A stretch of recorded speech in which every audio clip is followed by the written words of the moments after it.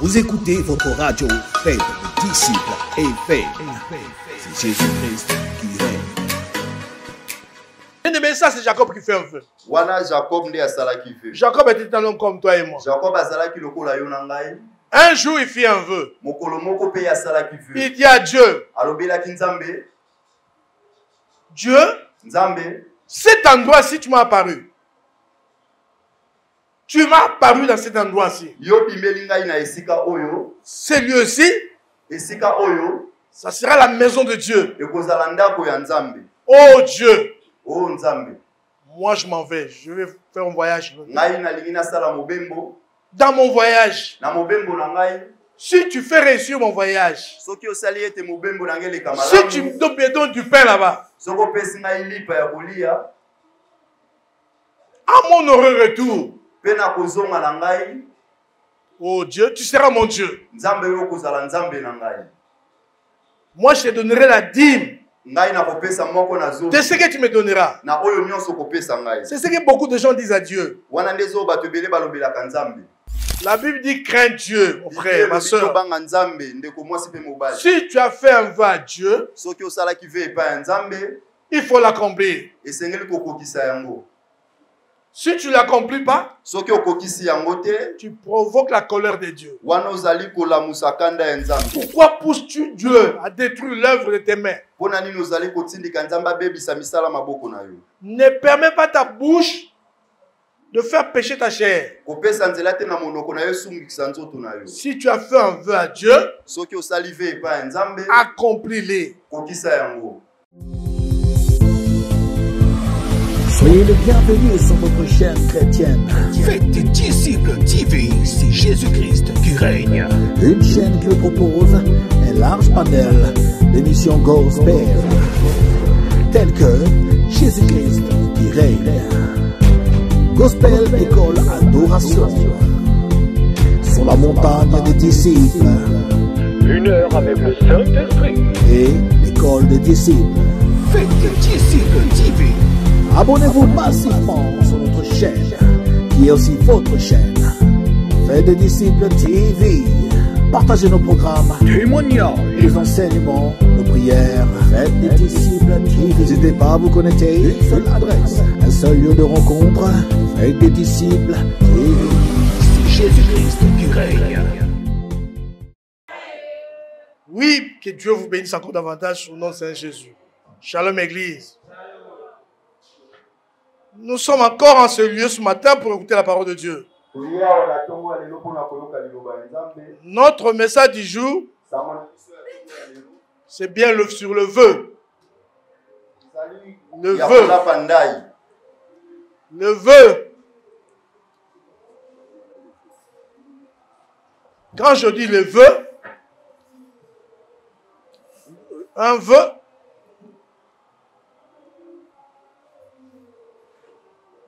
dans les dictionnaires grecs, on me dit, vœu veut dire souhaiter. Ça veut encore dire engagement pris devant Dieu. D'accomplir une promesse. En bref, c'est ça. Un vœu, c'est un engagement pris devant Dieu. Pour accomplir une promesse. Quand tu prends un engagement pour accomplir une promesse, tu dis à Dieu, oh Dieu, je vais faire ceci. C'est ça. Un vœu. Mais qu'est-ce que nous constatons? Que beaucoup prennent de vœux, font de vœux. Mais seulement ils n'accomplissent pas ce qu'ils disent. Écoutez ce qu'Ecclésiaste chapitre 5, verset 1er à 5. Ecclésiaste chapitre 5, de 1 à 3, voici ce que la Bible nous dit. Ne te presse pas d'ouvrir la bouche et que ton cœur ne se hâte pas d'exprimer une parole devant Dieu. Car Dieu est au ciel et toi sur la terre. Que tes paroles soient peu nombreuses. Ecclésiaste 5, verset 1 à 3. La Bible dit ici, toi, enfant de Dieu, toi qui me suis de partout où vous êtes, ne te presse pas d'ouvrir la bouche. Ne te presse pas d'ouvrir la bouche.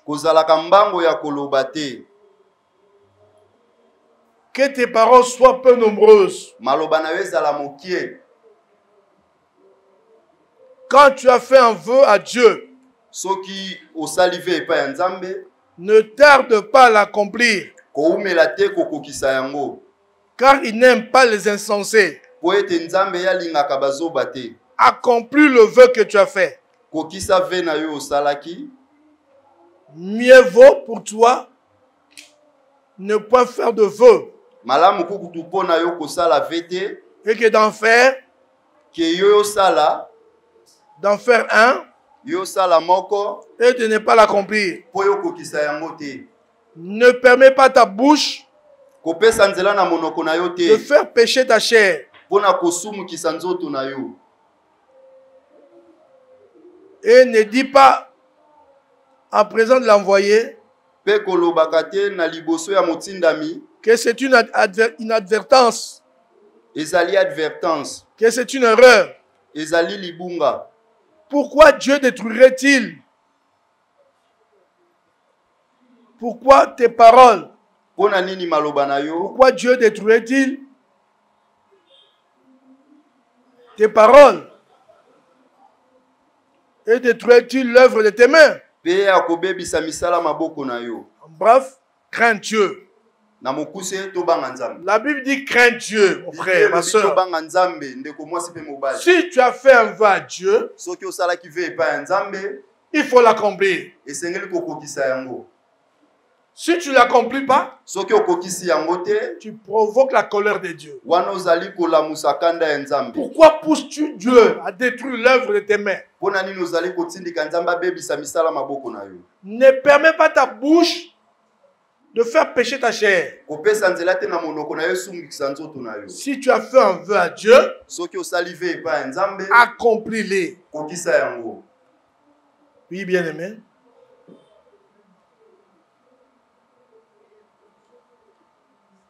Proverbe, Nombre 30, verset 3 dit ceci.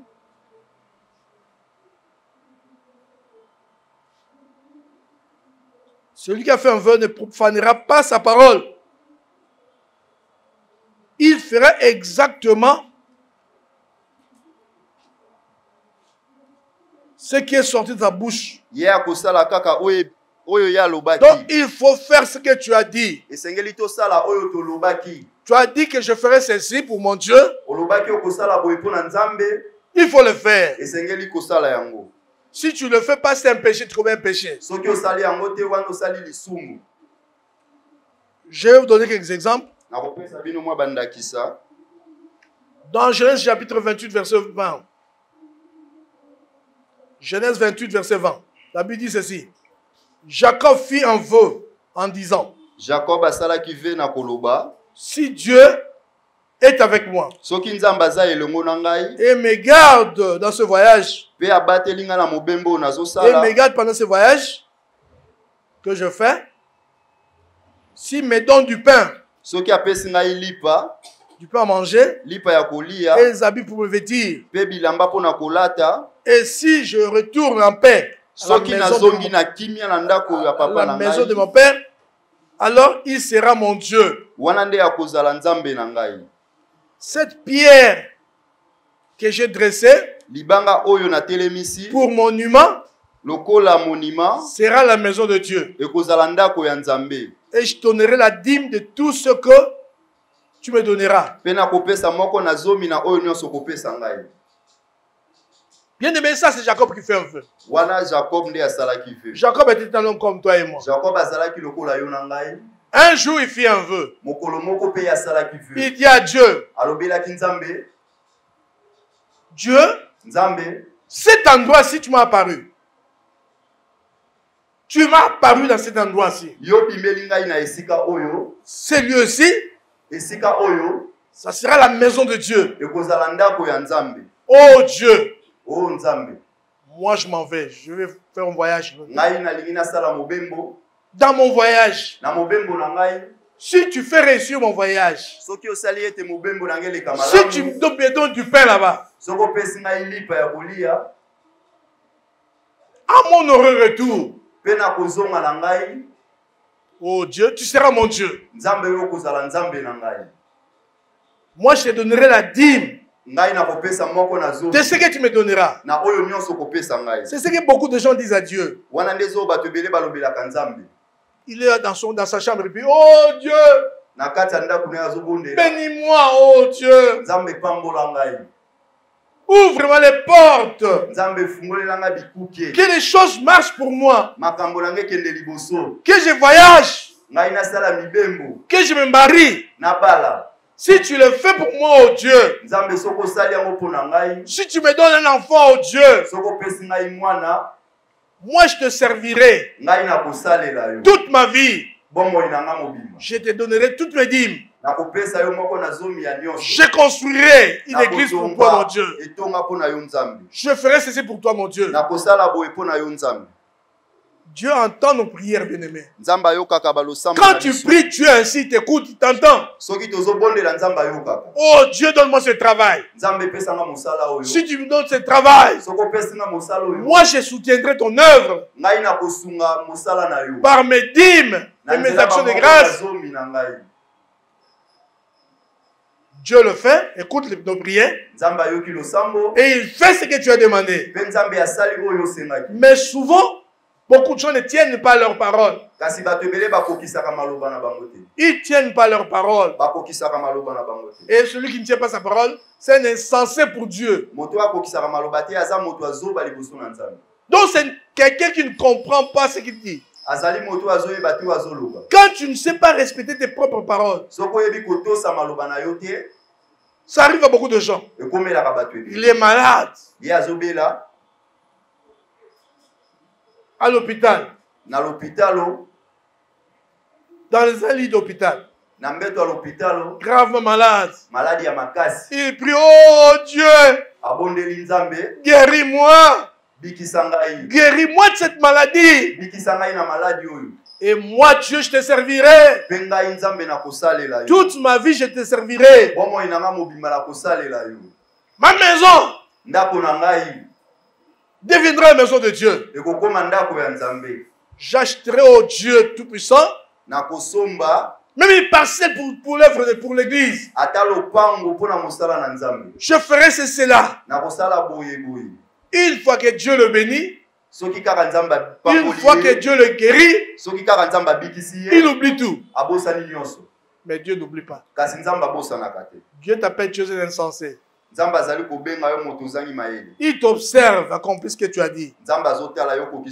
Ne le pousse pas à détruire l'œuvre de tes mains.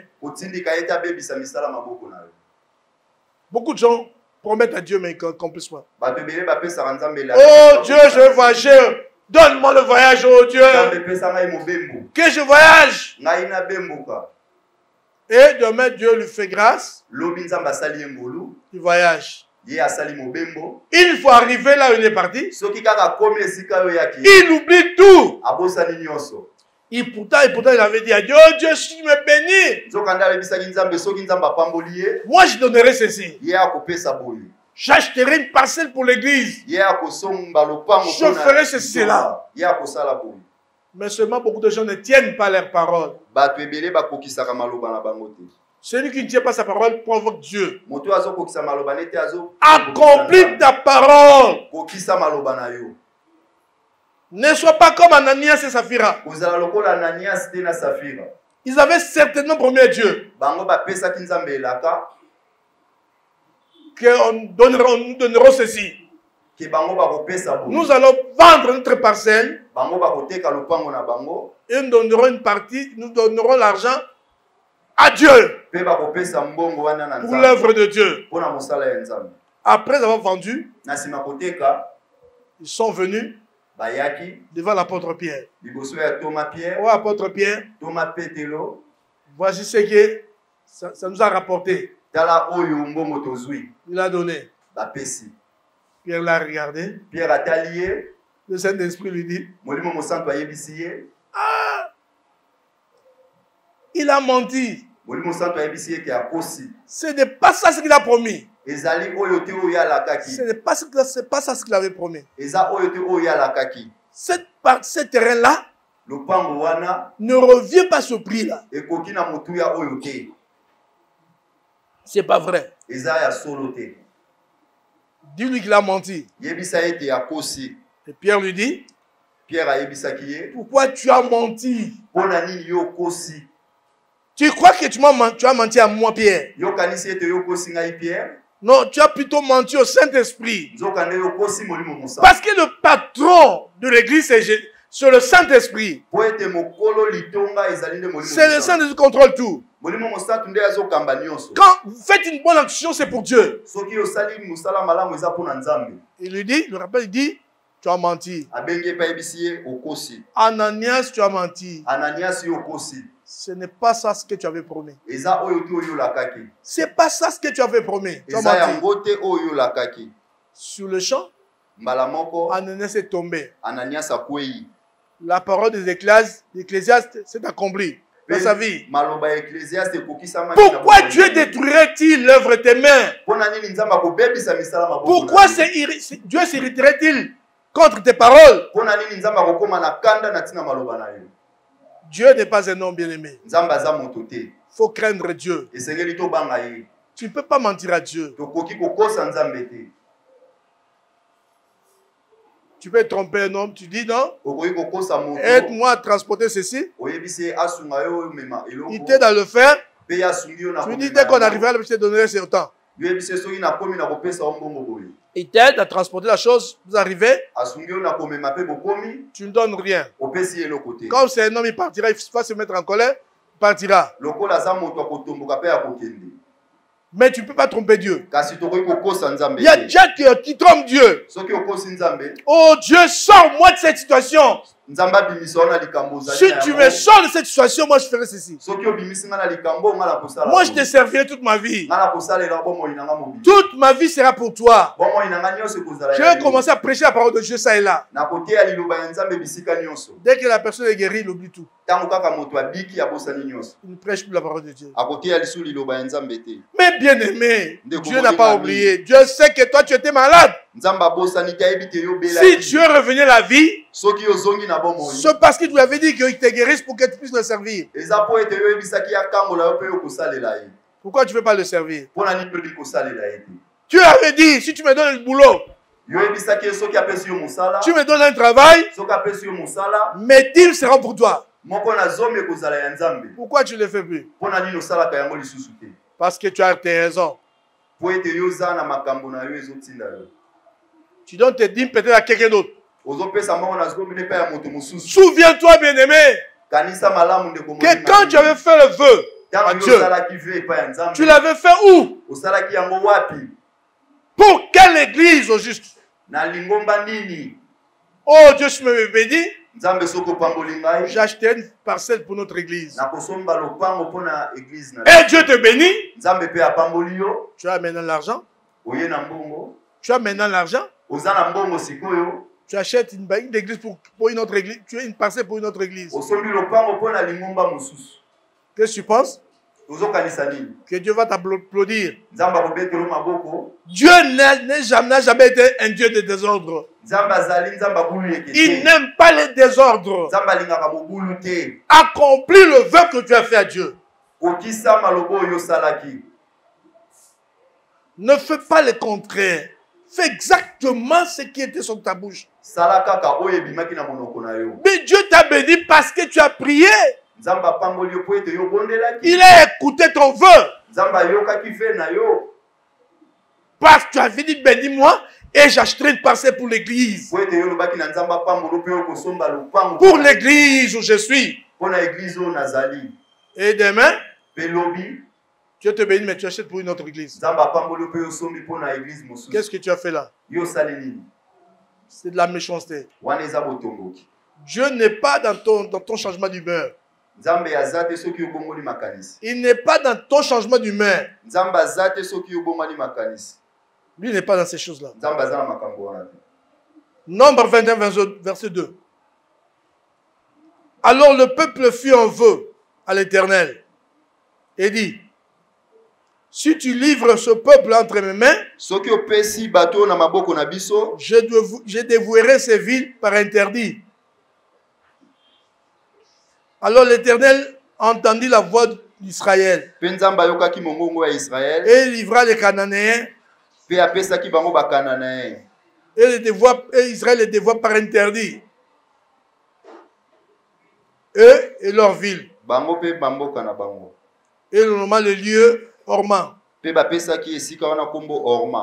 Israël était en combat. Il y avait guerre contre les Cananéens. Ils ont dit à Dieu, oh Dieu, aie pitié de nous. Les Cananéens nous provoquent. Ils veulent nous détruire tous. Oh Dieu, sois avec nous. Donne-nous la victoire devant les Cananéens. Donne-nous la victoire devant eux. Si on sort vainqueur, nous allons les dévouer tous par interdit. Nous allons tous les détruire. Ils ont détruit leur ville eux-mêmes au nom de Saint Jésus. Alléluia. Amen. C'est comme toi, tu peux avoir des problèmes. Les combats, les magiciens et les sorciers sont contre toi. Ils en veulent à ta vie. Oh Dieu, donne-moi la victoire devant mes ennemis. Donne-moi la victoire devant mes ennemis. Qu'ils soient tous écrasés. Qu'ils tombent tous. Délivre-moi les esclaves perdois. Et Dieu te fait sortir de là. Tu sors vainqueur de tes ennemis. Mais tu as dit, Dieu, si tu me donnes la victoire, moi je ferai ceci-là. L'as-tu déjà fait? Dieu t'a fait déjà sortir de là. Il t'a donné la victoire dans ton problème que tu avais. Tu lui avais promis, est-ce que tu as déjà accompli ta parole? Est-ce que tu as déjà accompli la promesse que tu avais faite à Dieu? Moi, je me rappelle dans la Bible, il y a des gens qui avaient fait le vœu à Dieu. Ce n'est pas mauvais de faire le vœu. Je vois ici dans Juge chapitre 11, verset 30. Quelqu'un a fait un vœu. Il fait un vœu en disant, non, Jephthé fit un vœu à l'Éternel et dit, si tu livres entre mes mains les fils d'Ammon, quiconque sortira de mes portes, la porte de ma maison, au devant de moi, à mon heureux retour, de chez les fils d'Ammon, sera consacré à l'Éternel. Et je l'offrirai en holocauste. Bien aimé, Jephthé avait fait un vœu.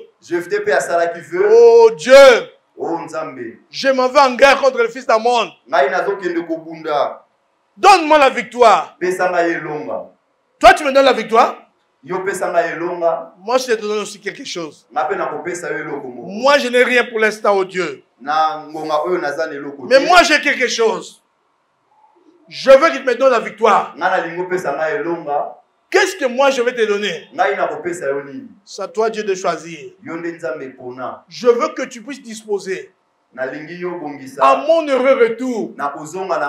Lorsque je rentrerai chez moi à la maison, après ma victoire, après que tu m'aies donné la victoire, lorsque je retournerai chez moi, la personne qui sortira de ma maison,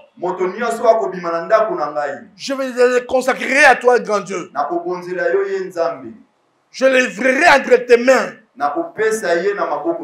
Je le donnerai à l'Holocauste. Et lorsque Jephthé est rentré chez lui à la maison, Dieu avait écouté la prière, Dieu lui avait donné la victoire. Ah, quand il est rentré chez lui à la maison, qu'est-ce qui s'est passé? Jephthé n'avait qu'un seul enfant. Une fille. À son heureux retour. Parce que de fois, quand vous faites un faux, Dieu vous éprouve aussi. Il rentre, c'est sa propre fille qui sort de sa maison. Sa propre fille sort de la maison. Jephthé dit, j'avais dit que j'avais promis à Dieu. La première personne qui sortira de ma maison, je le donnerai à Dieu. Je le donnerai en sacrifice. Il dit à sa fille, tu es au nombre de ce qui me trouble. Tu es sorti la première. Est-ce que la fille le savait? Elle ne savait pas que il ne fallait pas sortir la première, elle ne savait pas. Ça c'est Dieu. Ça c'est Dieu qui a fait son choix. Dis Jephthé, je veux voir. Tu as fait un feu, je veux voir. Si tu peux tenir cela. C'est sa fille qui sort. La première de sa maison. Jephthé était tenu d'accomplir sa parole. Mais quand tu as fait un vœu à Dieu, accomplis ta parole. La Bible dit, tu ne tarderas pas. Mais tu accompliras ce que tu as promis à Dieu. Parce que quelque part, Jésus a dit que ton oui soit oui. Quand tu as dit oui à quelque chose à Dieu, il faut l'accomplir. Tu ne donneras pas des excuses. Oh non, je ne suis pas tenu d'accomplir parce qu'à cause de ceci, là. Non. Fais ce qui était sorti de ta bouche. Parce que Dieu nous éprouve de foi. Accomplira-t-il ce qu'il a promis lui? Est-ce que Jacob fera-t-il ce qu'il a promis à Dieu? Construira-t-il une maison à Dieu? Dans cet endroit où moi, Dieu, je me suis apparu à lui. Le fera-t-il? Si il ne le fait pas, ses enfants peut-être le feront après. Est-ce que Jacob, je te laisse la recherche, est-ce que Jacob avait-il accompli cela? Est-ce que Jacob a salaki yango? Ou ses enfants après lui, l'avaient-il accompli? Ils avaient-ils accompli la maison? Ils avaient-ils construit une maison pour l'Éternel? Est-ce que ça, c'est une question, c'est à vous de répondre.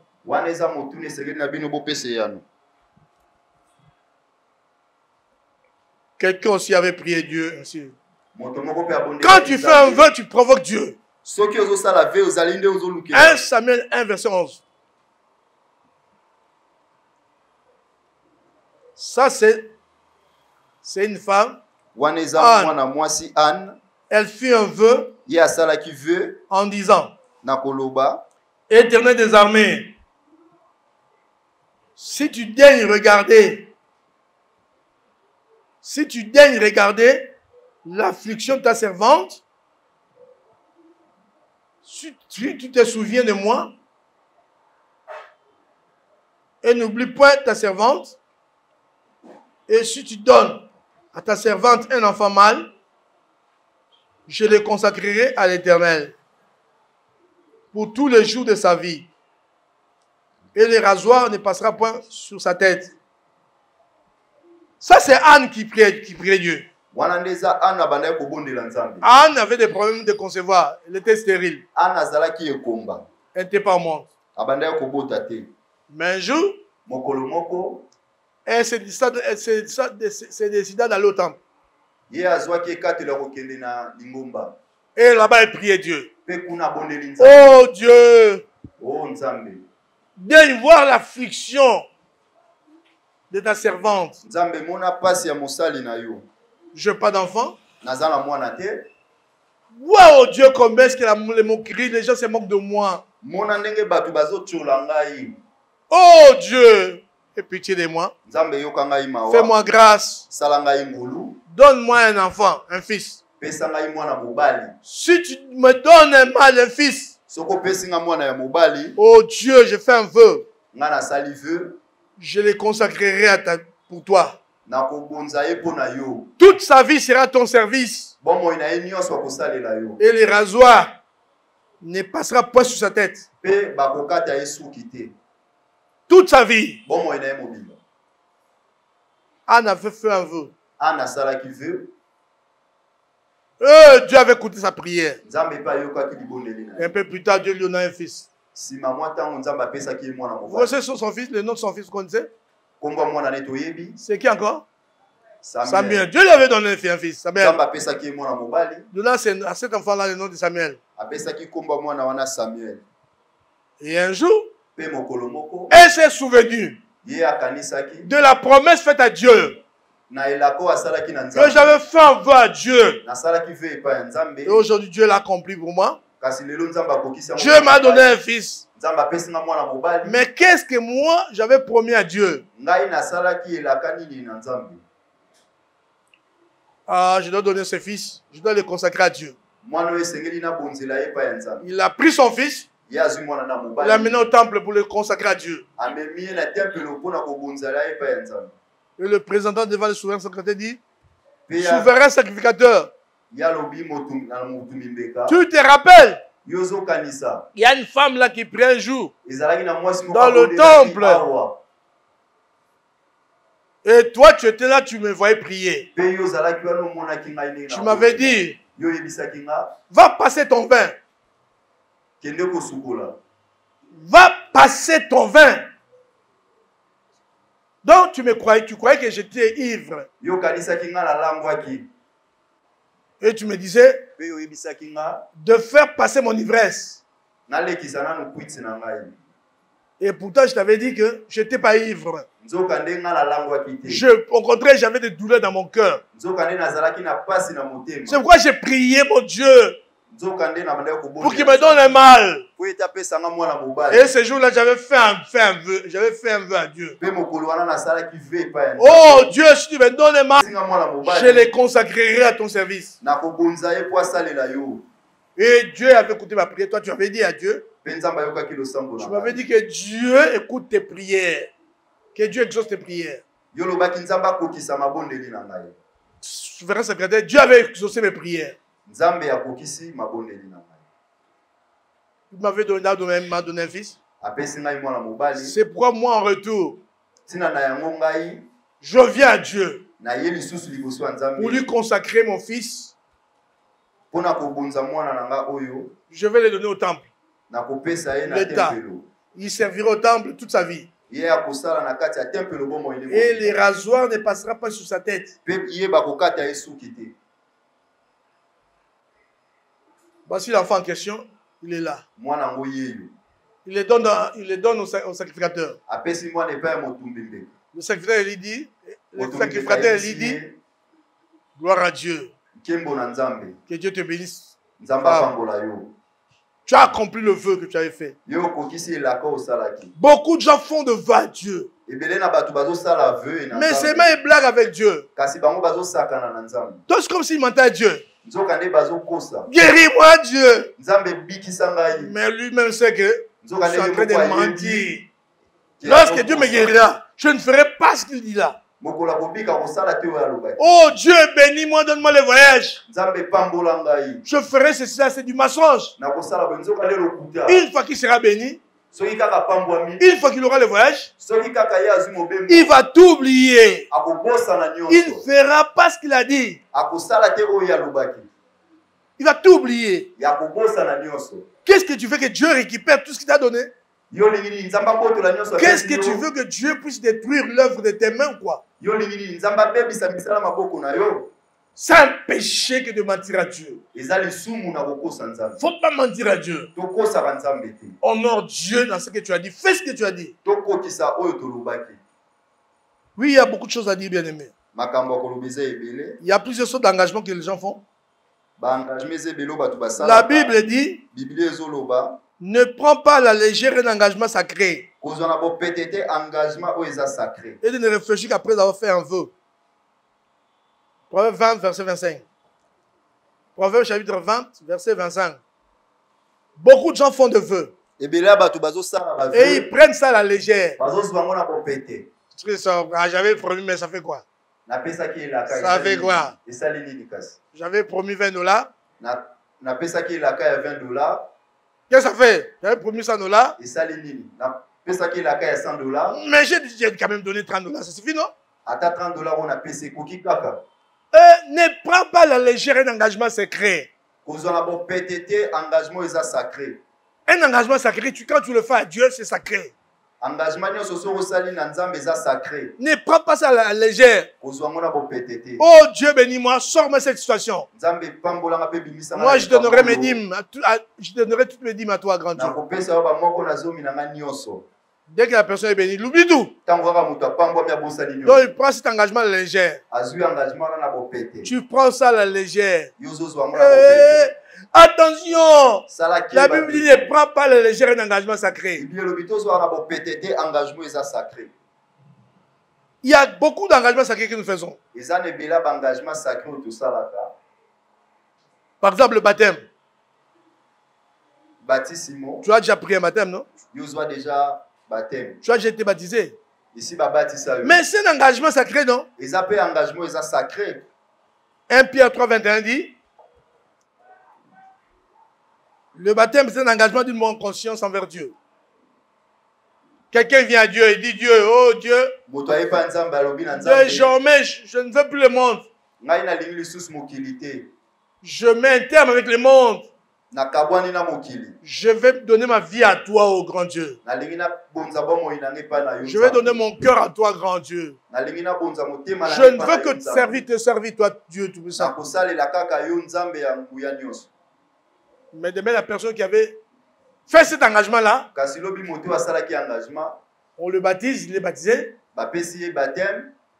il est plongé dans l'eau. Parce que le mot baptême signifie immerger. Plonger. Parce qu'en réalité, le mot baptême, ça vient d'un mot grec, ça vient du mot grec, baptiséin, baptizo, qui signifie plonger, immerger. Quand tu es plongé dans l'eau, c'est alors que tu es baptisé.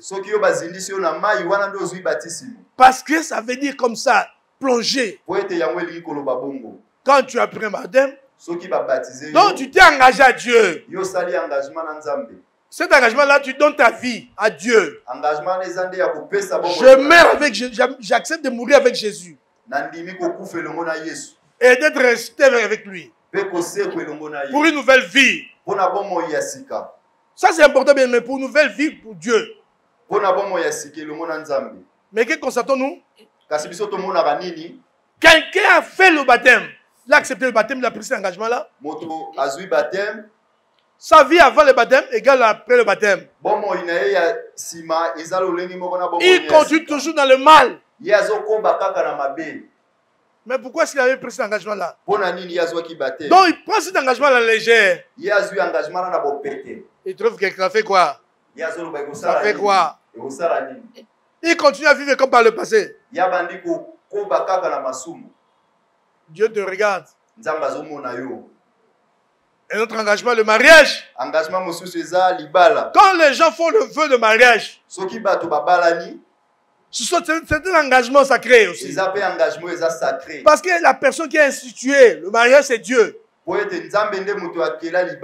a dit que l'homme quittera son père et sa mère, ça sera sa femme. Et les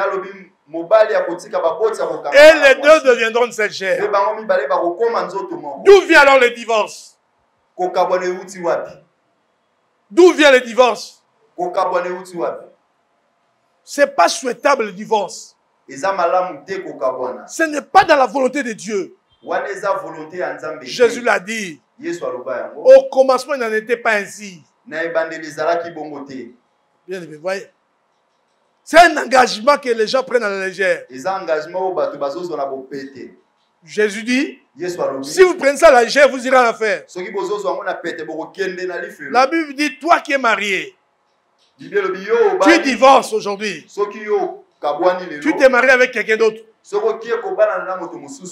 Jésus dit, tu commets adultère. Tu commets adultère. Oui. Matthieu 5, verset 32. Allez lire à la maison vous-même, 32, 33. Allez lire vous-même à la maison. Tu commets adultère. Quand tu t'es marié, tu quittes la femme de ta maison pour aller prendre quelqu'un d'autre, un autre homme ou bien une autre femme. Tu commets adultère. Et que celui qui commet l'adultère n'entrera pas dans le royaume des cieux. Il ne faut pas prendre l'engagement sacré, un engagement sacré à la légère. Il faut réfléchir avant de faire un vœu. Même avant de s'engager en mariage, réfléchis bien. C'est vraiment la femme qu'il me faut? Est-ce que c'est vraiment l'homme qu'il me faut? Réfléchis. Si tu trouves que ça ne va pas, ça ne va pas. Mieux vaut ne pas faire de vœu que d'en faire un. Et de ne pas l'accomplir. Accomplis le vœu que tu as fait à l'Éternel.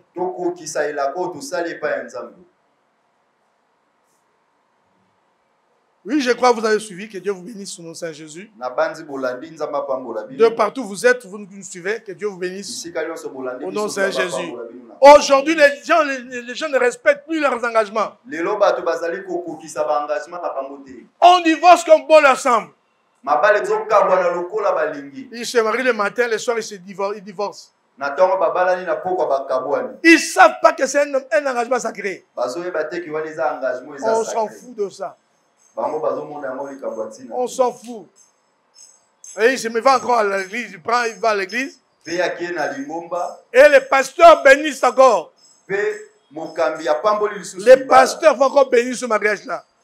Le mariage d'un adultère n'est pas un mariage, jamais. On se marie une fois pour la vie. Le divorce, Dieu n'est pas pour ça. La Bible dit si vous devez divorcer, restez comme ça. Ça, c'est la vraie parole de Dieu. Oui, je sais que il y a des gens qui prêchent la parole pour plaire aux gens. Pour plaire aux gens. Pour ne pas fâcher les gens, pour ne pas déranger la conscience des gens. Vous pouvez divorcer, venez, je vais vous marier encore. Ça, c'est contre la Bible. Un tel pasteur avait divorcé, il s'est encore remarié. Ce n'est pas la Bible, ça. Ça, c'est notre voie. Ça, ce n'est pas Dieu. Moi, je ne suis pas prêché, je suis pas en train de prêcher sur le mariage. C'est important, bien aimé. De respect d'engagement sacré. Tu as fait un vœu à l'Éternel. Ou bien tu as dit oui à un engagement. Tu as dit oui, il faut l'accomplir. Et Dieu sera avec toi, Dieu te bénira. Que Dieu vous bénisse en Saint Jésus. Fermons nos yeux. Disons merci au Seigneur. Prions.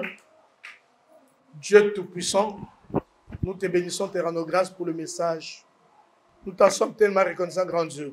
Merci parce que tu as encore instruit ce jour. Oh grand Dieu, à toi la gloire pour tout dans les noms précieux de Jésus. Soyez les bienvenus sur votre chaîne chrétienne. Faites des disciples TV, c'est Jésus-Christ qui règne. Une chaîne qui vous propose un large panel d'émissions gospel, telles que Jésus-Christ qui règne, Gospel École Adoration, sur la montagne des disciples, 1 heure avec le Saint-Esprit et l'école des disciples. Faites des disciples TV. Abonnez-vous massivement sur notre chaîne, qui est aussi votre chaîne. Faites des disciples TV. Partagez nos programmes, témoignages, les enseignements, nos prières. Faites des disciples TV. N'hésitez pas à vous connecter. Une seule adresse, un seul lieu de rencontre. Faites des disciples TV.